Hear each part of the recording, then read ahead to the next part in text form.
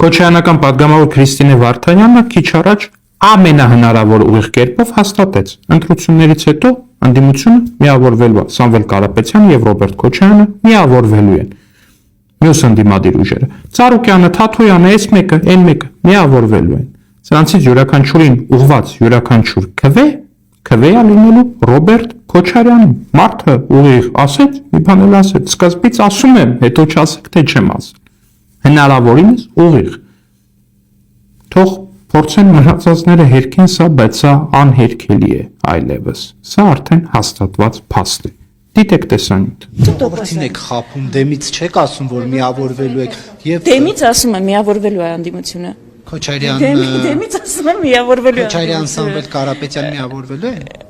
Ընդդիմությունը, այսինքն ընդդիմությունը ոչ մի գաղտնի